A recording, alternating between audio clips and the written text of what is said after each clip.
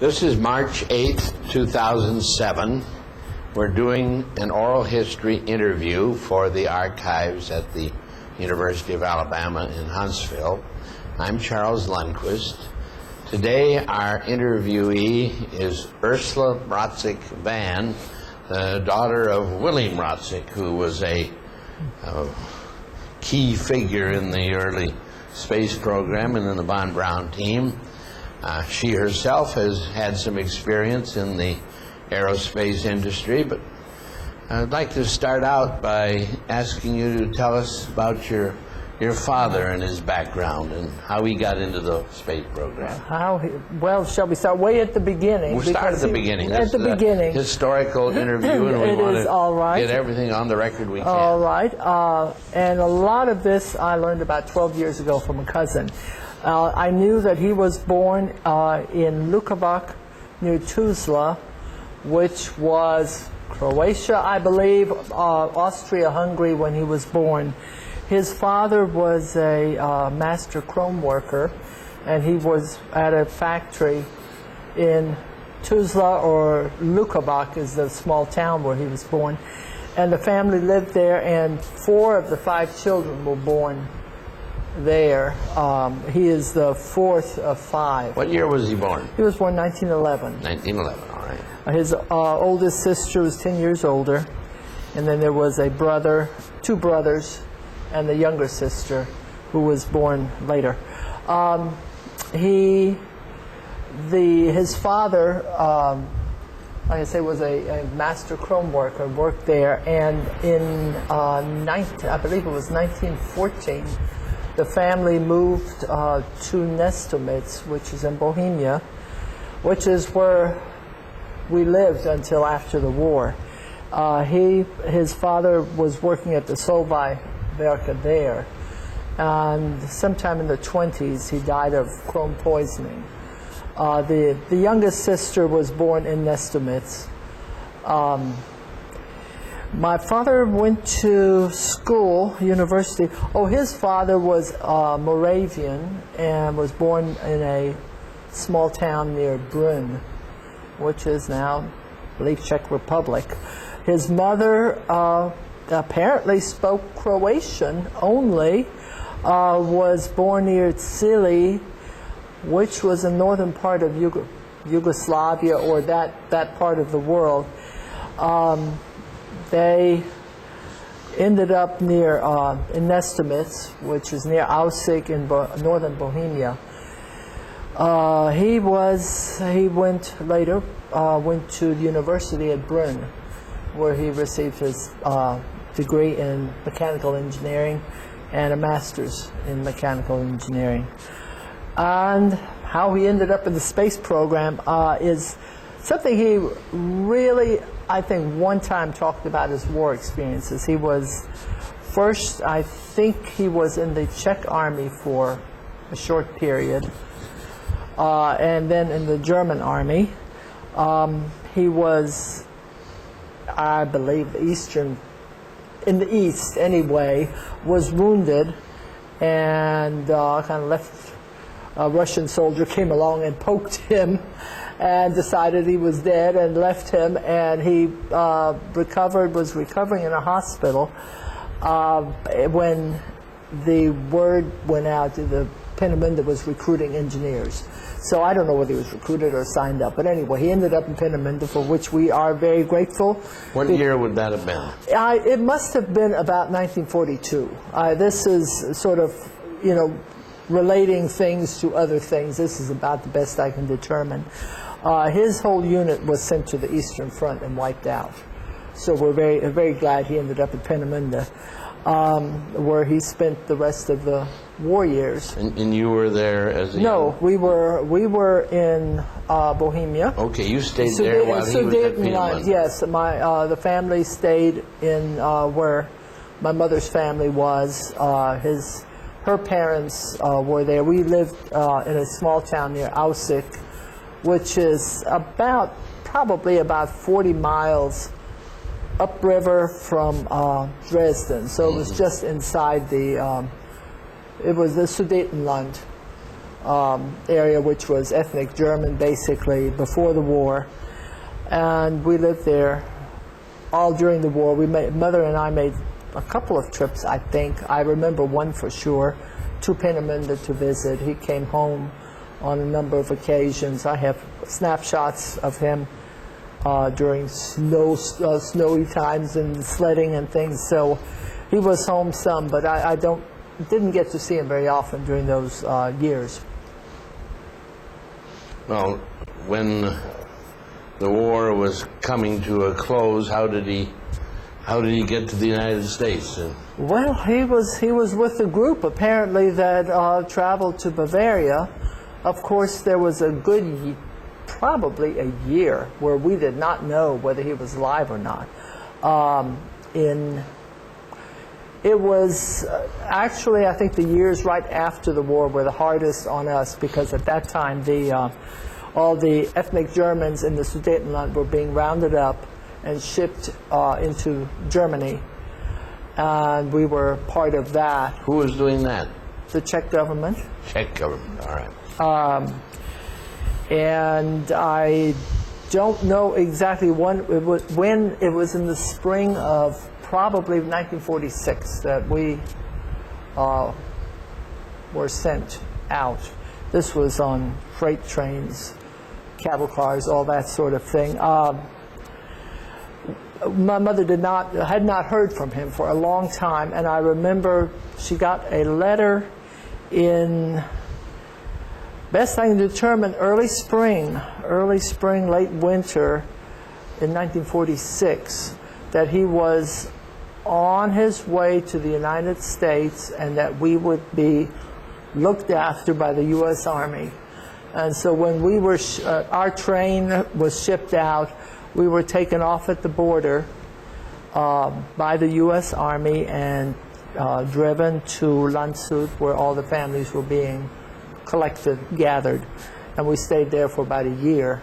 Well, tell us a little bit about the environment there and Landshut, how that went. Yes. Oh, it was such a relief after the war and all the deprivations and the rationing, just to have food, food and just things, a roof and things, and not be scared all the time. I mean, this is what I remember most about the war years, was just the grown-ups were scared, which naturally communicated itself to the children. So it was several years of just being scared. It was pretty good at that time. We were there for a year. My grandparents were there as well. And after a year, in 1947, we came to the U.S., and that was probably the first time in a couple of years that we had seen my father. Yeah, Did the grandparents come too? No, they stayed in Landshut the rest of their lives. Mm-hmm. So you then went to White Sands? Fort Bliss. Mm-hmm. Fort Bliss. Right. Well, can you tell us a little bit about the life there? Well, it was a change, but I will say that my father loved the desert. Oh. Which He was lucky then to end up there. Well, yeah, he really found it very interesting. We spent a lot of time. Well, first of all, when he was over here for that year, while we were still in Landshut, I think a lot of the men, I think, were building furniture. I know he spent a lot of time building some furniture, replicating some pieces that we had in our house, and just so we would have furniture, because they just couldn't go out to buy it. Mm-hmm. So he had made several pieces of furniture. We had some, and he also apparently liked going out in the desert. The letters that he sent me while we were in Landshut, very often he had taped pressed wildflowers, desert wildflowers to it. So I saved them for a long time. I'm sorry they're gone now, but there were wildflowers taped to a lot of the letters. And he enjoyed the desert plants, the cactus, the rocks. He just enjoyed that. And we spent, while we were in Texas, we spent a lot of time visiting, I think, every national monument within driving distance. There was Carlsbad Caverns and all up in New Mexico near Cloudcroft and Ruidoso. And as a matter of fact, we made a trip to the Grand Canyon just before we came to Huntsville. So we hit all the national parks and monuments along You there. got well acquainted with the southwest of the U.S. then? Yes, we were. And like I say, he started collecting cactuses, which he brought along and had a cactus house here in Huntsville even. Oh, really? Oh, yes. That's interesting. See, did you start school in Texas? No, I was actually the first year my mother taught me. She had been a school teacher, and since we were German, we were not allowed to go to school to the Czech schools. So she taught me that first year, and then in Landshut I was in second grade, and then once we came to Fort Bliss, I started. What language were the schools in Landshut? Landshut was German. German. Mm-hmm. Then in Texas, It was English. suddenly you were at It was English suddenly school. English, yes. We had a short summer school in the barracks. We came in, I think, May or June.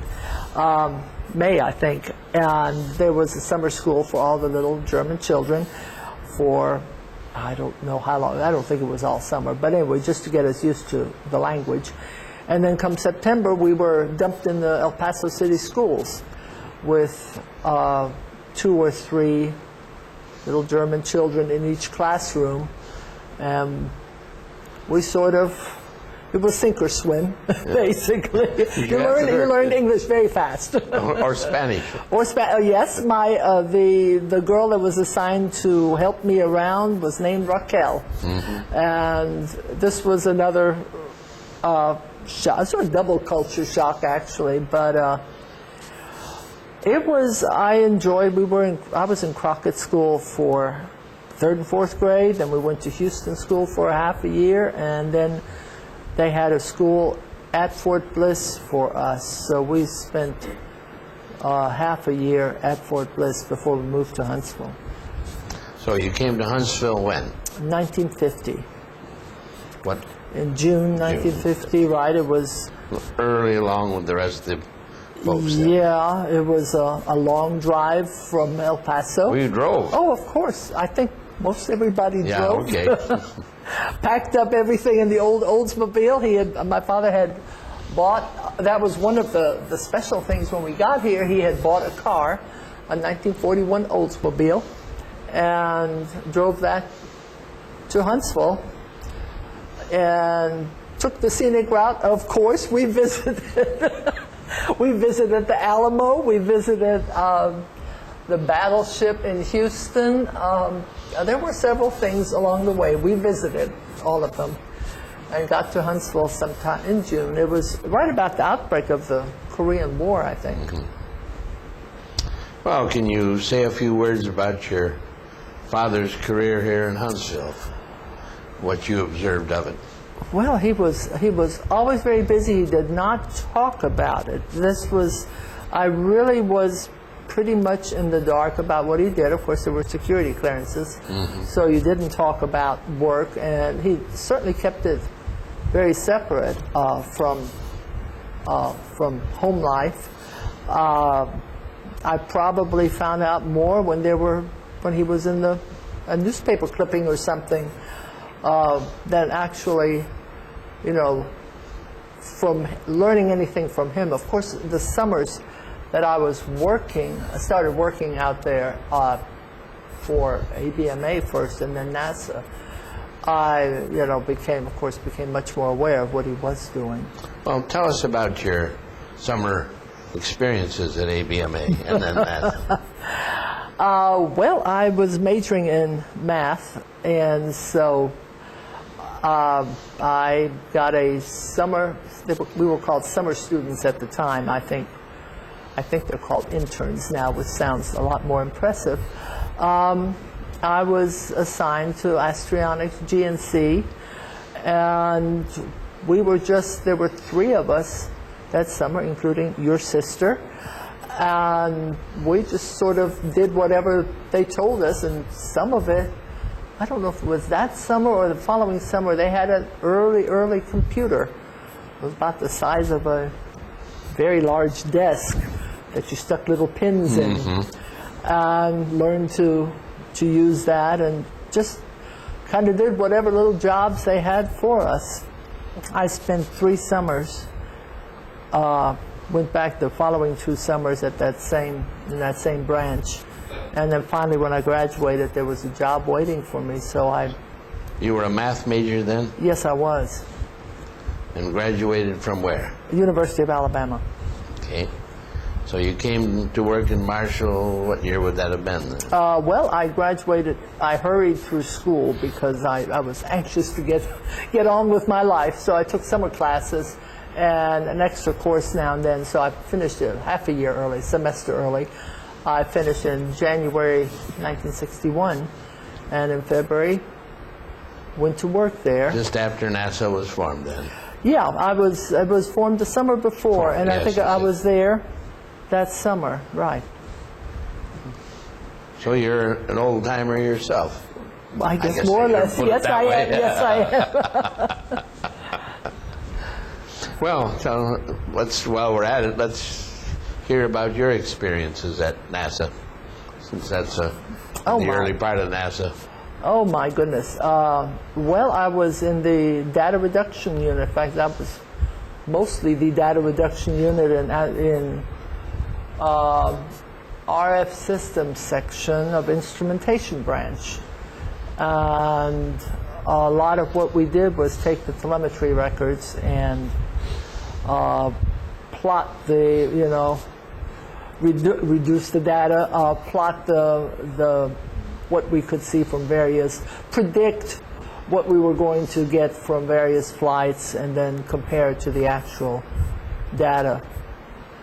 During that time, you probably had an opportunity to see more of your father and what he was doing. Well, I rode with him a lot. All right, so you carpooled with him. I carpooled with him, yes, I did. Well, can you relate any interesting things you learned from him? We really did not talk shop much, but I do remember one time that I was waiting for him. I would walk across the road to P&VE and wait for him to go home. This was before I had a car. Now, this must have been a summer then, because it was before I had a car. And I saw him walking down the hall with a whole lot of very short people. It turned out to be the original 7 astronauts. Oh, really?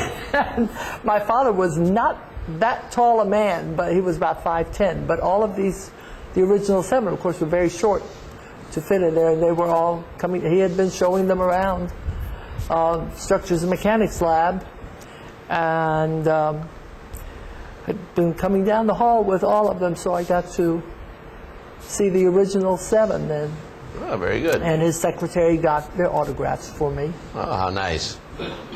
Well, did you meet Werner von Braun during this period? I did. You probably knew him from earlier. Well, he was the legendary Dr. von Braun. I knew who he was. He probably knew who I was, but that was really about it. Did you know his children at all, or? They were considerably younger. Yeah, they were a lot younger. Yeah. Well, when did your father retire from NASA? He retired in, I think, about 1973. My mother died in 72, so he continued working till about 73. Mm-hmm. And what did he do after he retired? Well, he grew cactus? He had orchids at that time. He had gotten interested in growing orchids. Of course, he had built a swimming pool at the house that they built a house in 1959 or 60. Where was it? In South Huntsville, Flemington Heights. Mm-hmm. And this was really the first house that he had ever planned and built, and so it was, you know, quite special to him. And the lot that they bought had a big gully running through it, and I think that's why he bought it, because it was going to be easy to dig it out and build a swimming pool. He liked to swim, did he then? He did, and he spent a lot of time moving dirt with a wheelbarrow and a shovel, built the pool, built a lot of retaining walls, but did all that single-handedly. And even after he retired, there was still, you know, a lot of work around the yard that he enjoyed doing. Who were his close friends of his generation? Of his generation, Oscar Holderer was a very close friend. Kurt Pott, who moved to California, but they were good friends at Peenemünde. As a matter of fact, when Peenemünde was bombed, Kurt Pott's wife, Edith, and their 2 sons lived with us in Landshut for a while because their house had been bombed. So they stayed, not Landshut, I'm sorry, in Nestamitz. They stayed with us for several months. They had been very close. And then the Heimburgs were friends, Schultzes. This was early on when my mother was alive. Mm-hmm. Well, how long did you work at Marshall? Only till about 65. When our daughter was fairly young, I realized that it was just overwhelming to try to do it all at that time. It was not easy. There was not, daycare was not easy to find, and I sort of caved in and decided to stay home. And after the children grew, you developed some other interests. I did indeed. Well, tell us a little bit about it while we're at it. Well, all right. Back in the when I was in my mid-30s, I had been interested in crafts, art, and had been collecting all that. I had an opportunity to take a class in pottery, which I took and got thoroughly hooked. Took more classes, was self-taught, and then later went to summer workshops at Penland School in North Carolina for about 10 years, 2-week summer workshops, and have continued ever since. A couple of years ago, I built a studio in the backyard. So you're a professional potter then? Semi-professional. Semi-professional potter, all yeah. right. Are there any interesting aspects of your father or incidents that you'd like to tell about, just to put it on the record so that we can all hear about it? In what way? I don't know. What were his hobbies, and what did he like to do when he wasn't working? It seemed like he was working an awful lot. Okay, I can understand that. Yes. I think he did relax with the physical work that he did outside, because wherever we were, I mean, even before we left Texas, he and Oscar Holderer each had bought lots in a development north of El Paso in the desert, and I think Oscar may have finished his house. My father was busy preparing the lot for, moving dirt with a wheelbarrow, which seemed to be sort of a recurring theme when we... It's a good way to relax. Yeah, and when we lived on Union Drive, he was building walls, always building fences, gardening, and then when he built his house, of course, that was a lot of physical work outside that he did. So yeah, he was... He actually built the house himself? No, he did not build the house, right. But I think there were a lot of things inside that he did. But mostly it was outside, the landscaping, the building the swimming pool, which he finished when our younger daughter was 2. So that would be about 1968. Did he collect documents at all, or? We, of course, have the archives here. And I know, and I do not have... I have just a few documents. I know he had a lot. Unfortunately, my brother has it. I don't know where they are. Well, if they ever need a home where they're available, I know where to get them. Yes, we'd be happy to. I do have a lot of photographs. They were just things, the public affairs office, people I don't even recognize, but I have a lot of photographs that I would love to give to somebody because they don't mean a lot to me because I don't know the people. We would be happy to have them in the that archives. would be good. You brought your father's school record. Do you want to School say a word record. or two about that? This is a little treasure. His school record is all in one small book. Every class he took in his college career with the professor is with his photograph as a student. This was from 1929, and then it was stamped during the war with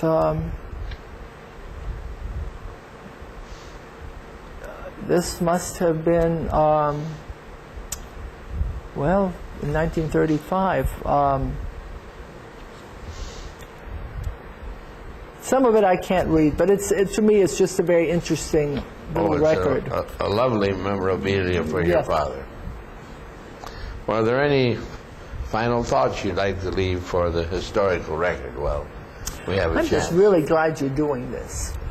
I appreciate the chance to bring a little more information to this, and I'm just delighted that it's a project that you've undertaken. Well, your father was a key member of the Von Braun team. Many of us worked with him and knew him well, and we're sorry we didn't get a chance to interview him, but we appreciate your coming in and telling us a little bit about him. Thank you. It's gratifying to run into people that remember him, and they're good memories of him. Well, thank you very much. Thank you.